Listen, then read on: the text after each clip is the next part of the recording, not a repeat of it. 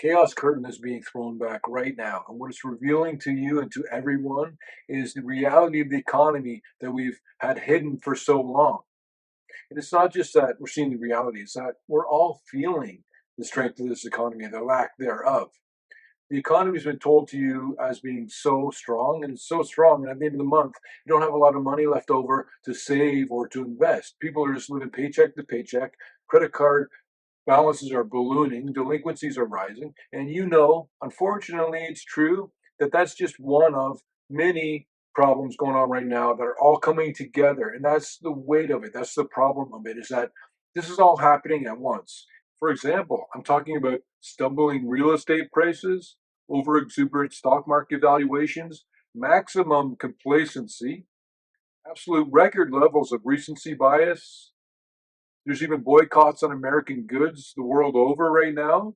There's a resurgence of inflation, and there's actually significant declines in the amount of gold buying that the central banks are doing now, which might matter to you. So stick with me through this video. We'll talk about that more later.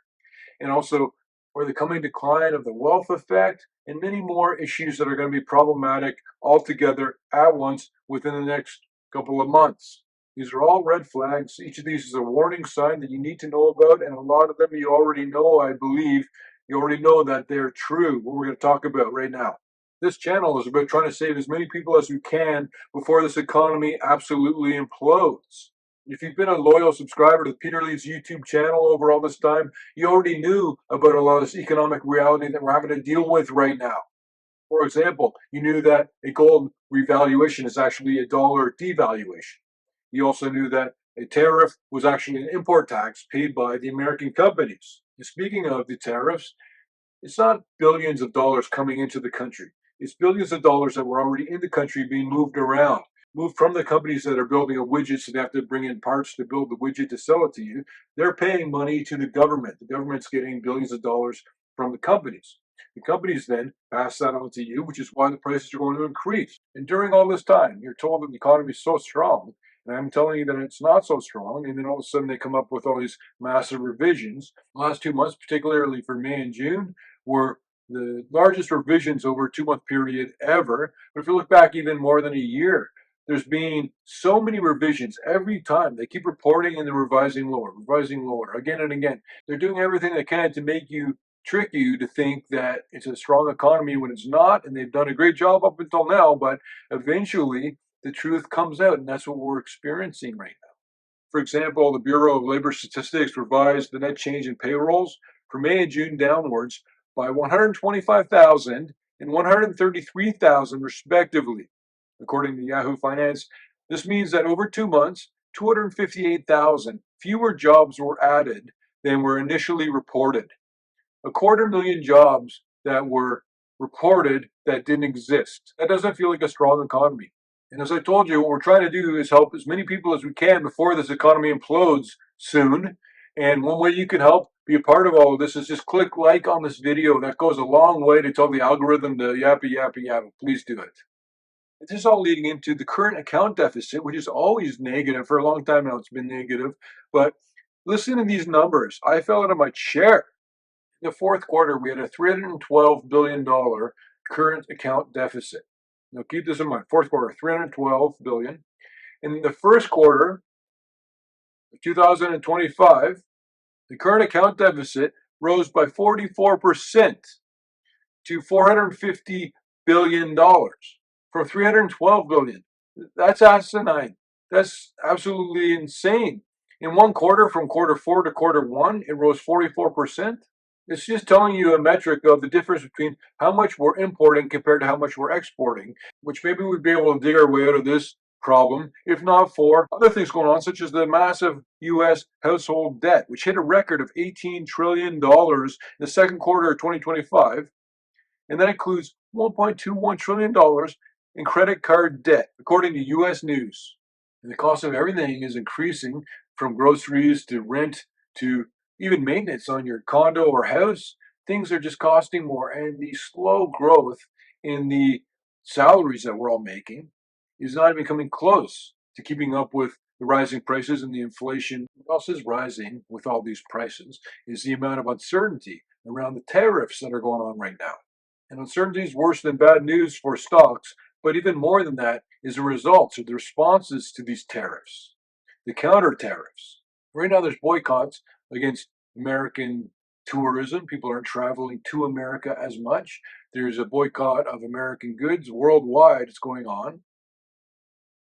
And it's hard to get an accurate read on these numbers because there's so many different people who are giving you data on it. So we don't know yet. But overall, it's about an average of most business owners saying that they're down about 30% this year in terms of tourism.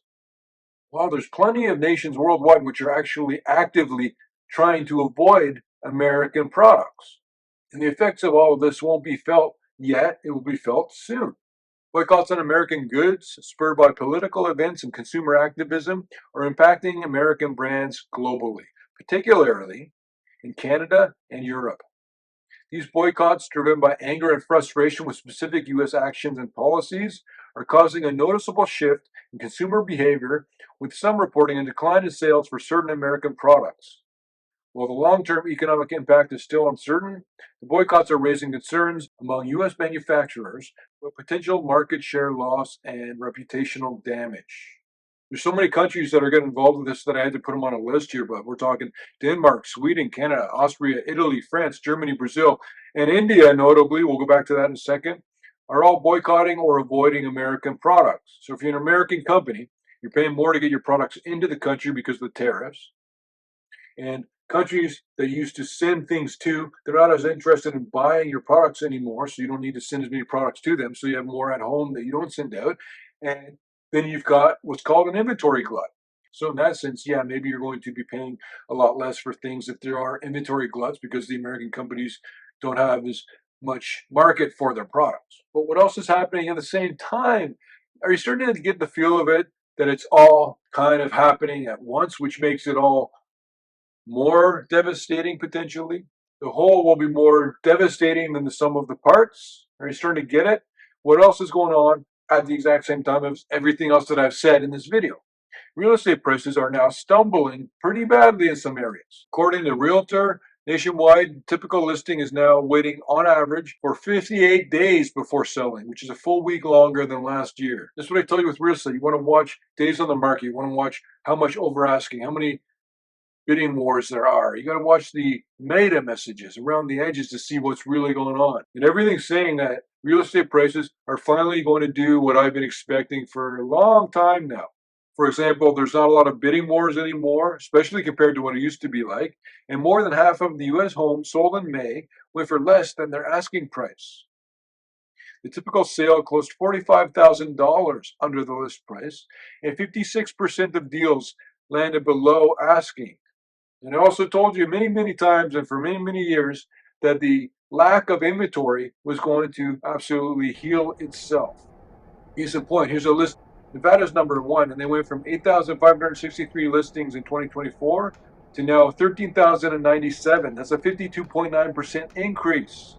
It goes on to Maryland, North Carolina, California, Colorado. And the inventories seem to all be increasing by at least 35%. Goes all the way down to Washington, New Mexico. But that's just the top 10. Is there an 11th? Is there a 12th? I think so. There's some on the list. But if you're not going to move or sell your house, it's all irrelevant. Don't worry about the price of your house if you're going to be living in it. But the one thing that will still affect you, even if you don't move, is that the wealth effect falls with real estate prices, as it does with stock prices and cryptocurrency prices, and everything's going up in value. So the wealth effect right now is at the maximum it can be at. But a house is the most expensive thing that most people own. And as it declines in value, as it'll be more notable, more noticeable now, people will have a feeling of less wealth and they'll have less wealth effect. And wealth effect gets you to be more active in the economy, to buy more things. And I've showed you the velocity of money chart many times. And just we're using money less frequently. And that was why all the quantitative easing we did back when we were trying to get inflation stoked and it didn't work. And they kept printing all this money. They're scratching their head. Why is it not working? It was because nobody was spending the money. It was just sitting there. The activity of the economy slowed down, which overdid the amount of money that's flowing into the system. And now it's come back to haunt us. And they lowered interest rates. And it's just swelled up all these big bubbles. And this big alpha bubble I told you about, which I believe is going to be popping maybe in October, but within the next 100 days or so. But what else is at a maximum that is a big risk and a warning indicator is the complacency. People are so complacent right now, and I always tell you you can measure this through the volatility index or the fear gauge. This is the VIX, and it's a reflection of the amount of put buying, which is big bets against stocks when things are potentially going to go bad. There's more put buying, and so they track that. And so when you see it spike, it's showing that more people are afraid. But complacency to me is kind of like consumer sentiment. It's a contrarian indicator. So if everybody is thinking the market's going to go up, it's a lot more likely that the market will actually come down at that point because everyone's acted on their beliefs. They've all invested and put their money in. If they all think the market's going to crash, most people have taken their money out and hidden it underneath the mattress. That's when you know the stock market's going to do really well. The level of complacency is a massive warning indicator right now. Why the complacency? Where did it come from? It came from what is the maximum record level of recency bias because we're right on the tail end of what is the greatest period of economic expansion in American history. Markets have done nothing but go up for so long. When was the last recession we saw? There was this blip for 2 quarters. I don't count that one because the world was so weird then, and there's support payment checks being sent out, and no one's going to work, and everyone's saving money. It was just a ridiculous time. I don't count that recession at all. The last real recession until now has been what, 17 years? Meaning that most financial analysts and stockbrokers don't even know what a recession looks like or feels like, let alone knows about dial-up internet or phone booths. But this is a chart from the St. Louis Fed, the federal funds effective rates. That's just the line is the interest rate, and the dark areas are the recessions. And as I show you always, as rates dip, like here and here and here, that's when a recession is most probable to begin, like now. And when they do another 50 basis point cut in September, they're meeting September 16th to 17th, so you got about a month. When they reduce rates, that's very bad for the dollar, very good for gold, but the dollar will be under even more pressure. And it's already, as you can see on this chart, falling pretty markedly. It's never fallen more. Since the beginning of this very year till now, it's never fallen faster. The US dollar has just had its biggest period of withering or decline, and it was at the same time as gold has had its biggest period of increasing in value. What a coincidence. And as you've heard probably a few times by now, inflation has returned pretty strongly. Wholesale inflation rose 0.9% in July from the prior month, according to the Labor Department, which outstripped economists' expectations of a 0.2% increase. They got 0.9. The jump marks the largest in more than 3 years since June 2022. And inflation is a problem, but it's even more of a problem when you combine it with anything else going on, like, oh, I don't know, these big, massive, unpayable levels of debt. The national federal debt is $37 trillion. And the thing that's changed recently is that not only is it a problem, and everyone recognizes it now because the economic chaos curtain has been thrown back, the debt also is known pretty widely now that it's just not going to be paid. I think we're all agreeing that it's just not even payable. Mathematically, it can't be done. The only thing they could do is actually default through inflation by devaluing the US dollar. People always say that the US government can't default because they have a printing press. It's still a default through inflation. But it's not just the federal debt, is it? Here's the debt by state. This is from World Population Review. We're looking at average personal debt, average auto loan debt, credit cards, mortgages, student loans. The number one spot is taken by the District of Columbia, followed by Colorado, California, Washington, and Hawaii, rounding at the top 5. But it's not just the top 5, it's the top 50, 51 if you count Canada. And as you know, I believe this American debt bomb might wind up being the thing that pops the great alpha bubble of our time. And it might not be.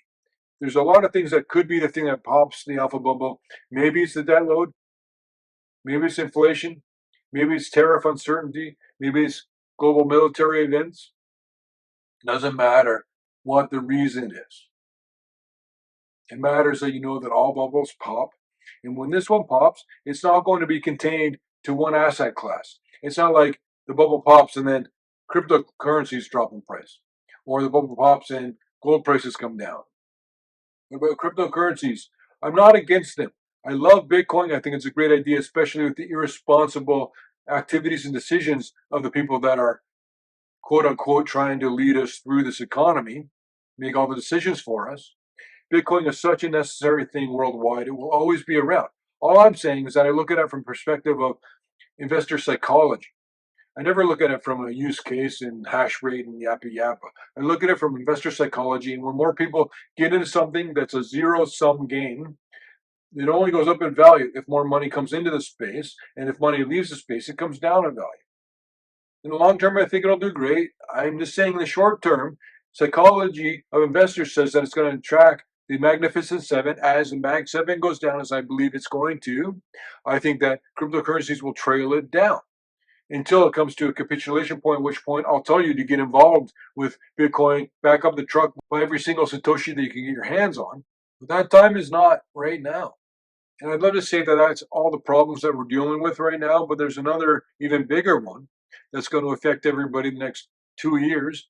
Artificial intelligence is going to wipe out almost every administrative job and about half of the retail jobs. And I've been in a restaurant recently where a robot went past me and had a bunch of trays of food on it. So these are a lot of people that actually have a job right now. They will not have a job within 2 years. And there won't be job openings or jobs open for people who are coming into the workforce at first, because all the jobs that they used to take can easily be replaced by artificial intelligence. So these people don't have a job, and the people who have the job that lost their job, they join the lines of people waiting for unemployment benefits. And it'll rise into double digits. As I've told you and told you, there will be double digit unemployment, even by the way that the government monitors this. And these unemployed people will add to the delinquencies on credit cards, will add to the lost mortgages, will add to the bankruptcies. But luckily, we can take a look into the future and see what is actually coming up, because maybe we're just in a bad time right now and we get out of it in the next couple of months. So you look at things like the leading economic indicators, and I'll show you a chart. The blue line is the leading economic indicators, and the CEI is the coincident economic indicators. And you'll see the LEI is dropping really fast. And I tell you all the time that it's not about the destination, it's about how fast it moves, how fast it gets there, what's the angle of the slope. This is an aggressive decline that has not factored into yet your world. This is from the Conference Board, and they're saying that the coincident economic indicators are things like payroll, employment, personal income, less transfer payments, manufacturing and trade sales, and industrial production. And they use all these included in the data that they then determine whether or not the U.S. is in a recession or not. And this is what I'm telling you. It's an example of what I always say, is that they're mincing words, they're having different definitions. It used to be 2 quarters of negative GDP growth was a recession. And I've told you that we're in a rolling recession from a while ago. It's one area of the economy really takes it on the chin. Nobody notices because everything else is going up so much. And then it turns to the next thing, and that one starts healing while this one gets hit. It's been rolling through the whole time, but it's never been really coming together to the point where the government will say, okay, everyone, we are in a recession. But that is what we're going to get in Q4, if not sooner, especially once the revisions come in. It's just not your grandfather's recession anymore. I just say that it doesn't matter. It's not like when you hit the point of, yes, we're in a recession, that a light switch goes off or something. You just need to know that we're on the trajectory lower. The economy is weaker tomorrow than it is right now, and today it's already weaker than yesterday. That's all you need to know until it changes, then you change your outlook or your decisions. Right now, the economy is shrinking, not just in America, really badly all over Europe. It's getting really ugly there. And worldwide, a lot of the economy is slowing down. Despite all these rosy numbers, that they come back and go, oh, we were just telling you what we thought you wanted to hear. We're actually going to revise it a lot lower now. We don't have to wait for the revisions. We can act on it now and position ourselves now so that when the revisions come in, you're already sitting pretty, which is what we're doing with all of our gold and silver mining investments I've been telling you about. Very specific ones, not just anything. But listen to this. At this point, the Conference Board does not forecast a recession, although economic growth is expected to slow substantially in 2025 compared to 2024. Based on the impacts of tariffs becoming more apparent in the second half of 2025 as consumer spending slows due to higher prices. For a second month in a row, the stock price rally was the main support for the LEI. And I must have misunderstood the way they worded that, what they're trying to say, because the stock market is a coincident indicator. It is the absolute maximum, most coincident indicator of all. The stock market is right in line with what's going on right now. It's not predicting anything. It's telling you what people are believing right now. If an oil pipeline blows up right now overseas, the price of oil will change within minutes here on the ground in America. What they say, the stock market is the main source for the LEI, but this is not enough to offset still very low consumer expectations, weak new orders in manufacturing, and a third consecutive month of rising initial claims for unemployment insurance. In addition, the LEI's 6-month growth rate weakened, triggering the recession signal for a third consecutive month. Which brings me to how I'm trying to help you avoid this economic implosion. It's about what is the role of gold and silver right now in the economy for you and I, and what we're going to do about it. I truly believe that precious metals are one of the only lifeboats in this economic implosion that we're going into right now. And I've told you ages ago that I'm all in on gold and silver. I'm doing more than 80% of my personal portfolio is in precious metals and precious metals mining companies. I'll show you a chart of when I went all in for gold and silver, and here's a chart of when I told you to also do the same. I truly believe there are massive increases coming for gold and silver very soon. And I say that even knowing and with the knowledge that central bank buying, which is what got this all started in the first place many years ago, is now slowing down dramatically. The amount of gold being bought by central banks in the last couple of quarters, and I'll show you on screen, is very low compared to the typical what we saw during the big mania that came and went, but now it's taking a breather. I think it's going to pick right back up. I believe that gold, as it approaches 4,000, when it breaks through 4,000, it's going to wake up even a whole nother strata of buying demand. And so all these things are lining up at once, and I'm going to tell you what to do about it. But as you rip back the chaos curtain, everybody all of a sudden realizes, wait a minute. Okay, these debts are actually unpayable. We're not even going to try to pay them. We'll devalue the dollar so much that it puts billions more on the balance sheet for the government and they can spend more money. But your dollar is basically worth a fraction of what it used to be, which is great for bringing manufacturing back. It would work. If the dollar is really low, you're going to be doing a lot better with manufacturing here in America and sending stuff out. More countries worldwide will be buying from America because it's a lot less expensive for them to do because the dollar has dropped in value so much. Compared to the yen, compared to the euro, it's just a lot less expensive to buy anything from America if the dollar is declining. But every debt has a counterparty. That money, that debt, is a debt because it's owed to somebody that's expecting the money. And the majority of American debt is owed to, who do you think? American citizens. And then Japan, and then China. And Japan and China even know that it's a bad game to be buying U.S. treasuries now. And they don't do that anymore, and they're selling some of what they have. They're rolling it over. They're getting rid of it. They don't want to be sitting there with all this American debt when they know that we're just abusing the power of the reserve currency and spending so much more than we're bringing in or creating at a time now when we're about to get hit with the effects of the tariffs for the first time yet. We haven't got hit by it yet. We haven't felt it yet. We just knew it's there. We hear about it. We watch it on the news. You're now going to be getting affected a lot more. The prices of things will be increased by the manufacturers because they want to cover the cost of the tariffs that they had to pay. So it's going to be on your shoulders. And while this is happening, these international boycotts are going to leave a dent. You can't ignore it.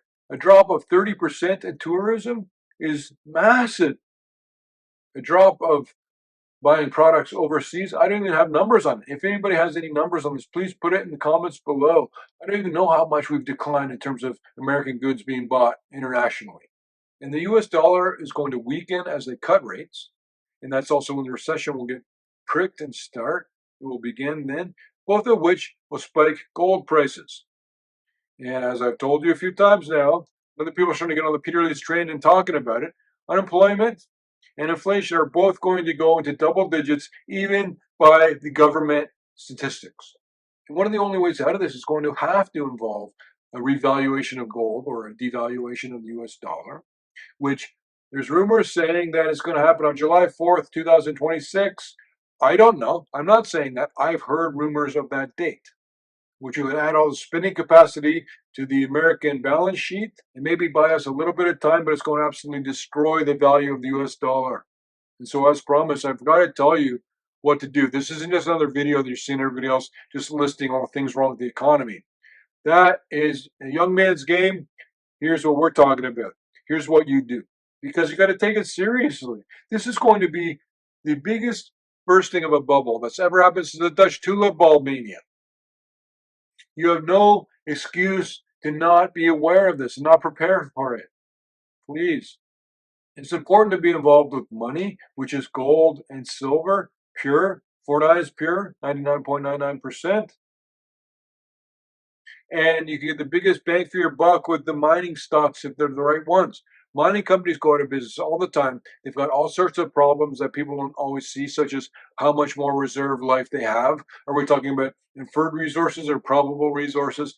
And then the right kind of militarily and politically friendly regions are the paved roads to the ocean so they can send all the gold to China like everybody else is doing. So you only get involved with Peter Leeds approved stocks. Take a look at their quick ratio. You know they're going to be able to be active and liquid for so many years going forward. It's a big difference than if you take a chance on some little mining company trying to make a go of it. The bigger ones are a lot more stable sometimes, but not always. Certain ones will do a lot better and outperform by a lot more than others too. That's why you want to get the absolute best ones. And my biggest holding used to be Newmont Mining. It's not anymore. Sold most of that. My biggest holding now is Mag Silver Corporation. And it's going to really be one of the ones that benefits a lot from this massive silver squeeze that we're in right now, where you can see it every day. Silver keeps trying to go to 40 bucks, keeps going to 40 bucks, it keeps dropping back, and it keeps trying again, and it just won't let up. Silver's got the momentum and the strength going that it's going to break 40. It's going to go straight towards 50, and then people will start talking about it finally. Stop telling me that it's not performing, even though it's outperformed gold, which has outperformed cryptocurrencies, which has outperformed stocks already this year. So another thing you can do is let me help you steer you through this economic implosion.